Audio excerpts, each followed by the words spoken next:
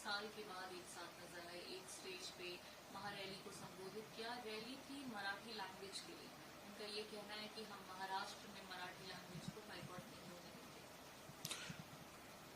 देंगे। देखिए, भारत सरकार का जिसकी रहनुमाई नरेंद्र मोदी जी करता है, हम रीजनल लैंग्वेज की प्रमोशन के लिए, उनकी इज्जत के लिए, उनकी मान्यता के लिए पूरा बराबर करता है जितना नेशनल लैंग्वेज के लिए करता है, हिंदी के लिए करता है।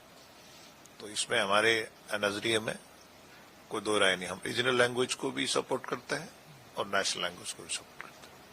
सर, बहुत सारे लोगों का ये कहना है कि उन दोनों लोगों का साथ में आना कहीं पॉलिटिकल डायनेमिक्स को तो नहीं चेंज करेगा। ऐसा तो नहीं है कि दोनों पार्टी जो अलग हो गई है वो वापस साथ में आ जाए, दोनों भाई साथ में आ जाए और एक साथ पॉलिटिक्स में। जब पार्टियां बनती हैं, जब आप अपनी आइडियोलॉजी से डिरेल हो जाते हैं तो फिर कार्यकर्ता बीच में से उठते हैं, वो पॉलिसी को अडॉप्ट करते हैं। कोई ना कोई पॉलिटिकल मूवमेंट से ही पार्टियां बनती हैं। तो उनको शायद ये आता होगा कि हम अपनी जो हमारी बड़े ठाकरे साहब ने शुरुआत करी थी, कोशिश कर रहे होंगे।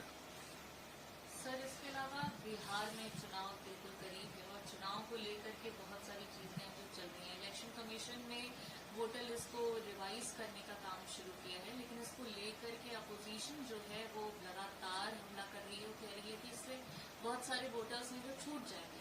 अब इसी पहल में 9 तारीख को बिहार बंद प्रोटेस्ट करने जा रहे हैं। उनको क्लैरिटी होनी चाहिए ना, उनमें क्लैरिटी नहीं है इंडिया लाइन्स में।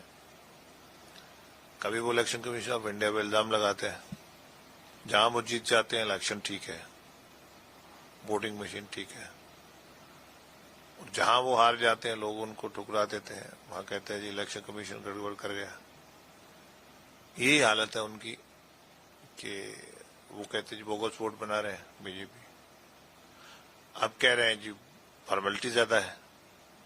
अब उनको एक साइड, अब कोई नियम के तहत ही वोट बनते हैं ना कुछ उसका पैमाना होता है। अब वो रियलिटी मानने के लिए तैयार नहीं है तो क्या करें।